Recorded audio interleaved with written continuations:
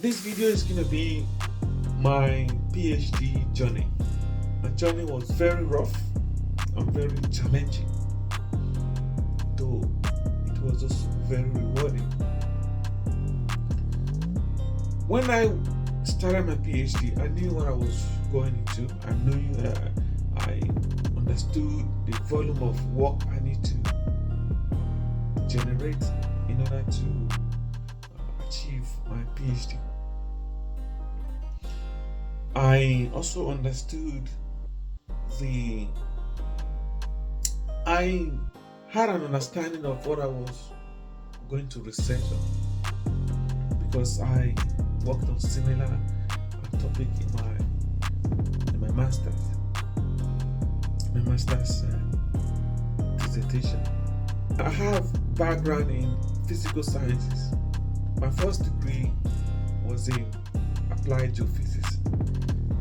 My master's in environmental science, environmental energy and environmental management. So all along, I've been working with quantitative data.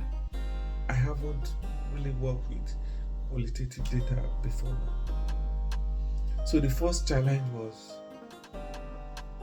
working with qualitative data. That was the first challenge I had, because my research was in social sciences. I had background in physical sciences, so it was a challenge. I had to transition from physical science to social science. That was a big challenge. And in social sciences, there are so many theories and frameworks that you have to adopt in your work.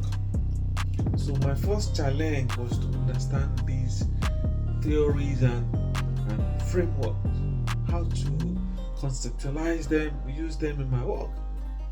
So it was a big challenge. My first year was just a mess. Anyway, that is the essence of PhD. It's a learning process. Anyway, it's a learning process. You learn. So, but my first year was a big challenge. I had to start reading about the different theoretical frameworks I was going to adopt in my work. I'm reading about conceptual framework.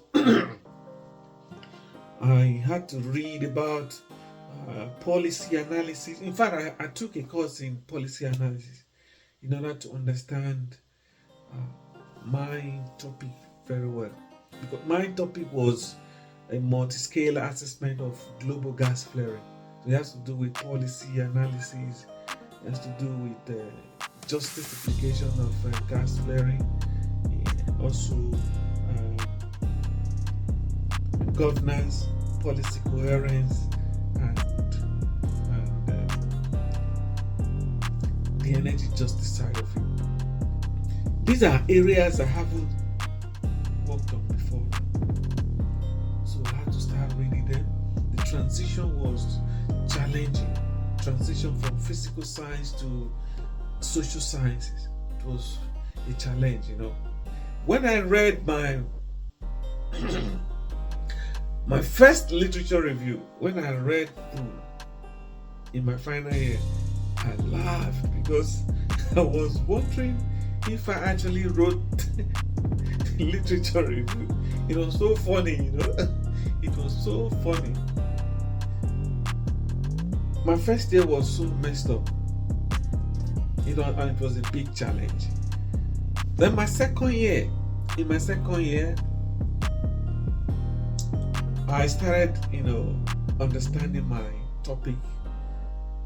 I started going deep and started writing a literature review, good literature review. I started collecting data and doing some analysis. In my third year, I lost my dad. It was challenging and I almost gave up. I was so depressed that I almost stopped the PhD. But my supervisors were so good and they encouraged me to continue.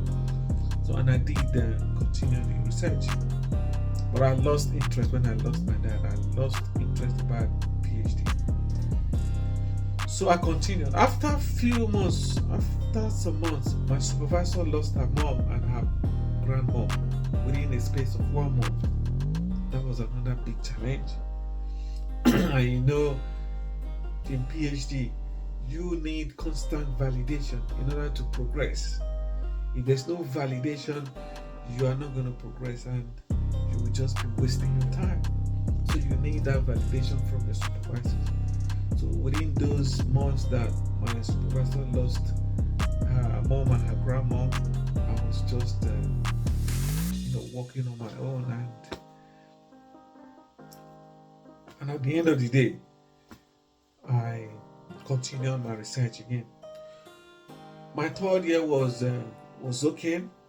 My first progression meeting was messed up, but the progression panel, they understood what I was trying to do. They could see some potential in what I was working on. So I progressed to the next level. But after that, I started reading. One of the progression panel, in fact, my third chair was very critical, and I liked it because he pushed me and he made me to read wide. He was very critical. He's Harvard graduate. Harvard people, they are very critical. And that was a good thing for me. He pushed me, and I read why. That helped me to understand my research properly. So my third year was smooth because by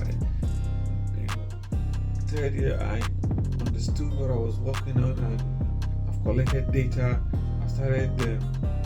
I've done some analysis, and I've published one paper. I've published one paper. So third year was okay, and everything went smoothly at third year. But overall, my PhD was challenging, and there was something I missed again. During COVID, I contracted COVID. Was it twice or 3 times? Yeah, something like that. That was another big challenge, and in fact, my PhD was very rough, but I scaled through, and at the end of the day, I passed my viva with no correction. It wasn't my sole effort. My supervisors were great. They were nice people, and they really pointed me towards what I needed to know, and they were there every time. Like I said, you need validation. You need constant validation in your PhD, and they were there to validate my work, and that made me to progress very fast. And also, they prepared me for my viva, and at the end of the day, I passed my viva with no corrections. That's the summary of my PhD journey. It was very challenging, and at the same time, like I said, very rewarding. The next video, I'll be talking about how to pass your PhD with no correction, because I passed my PhD with no corrections.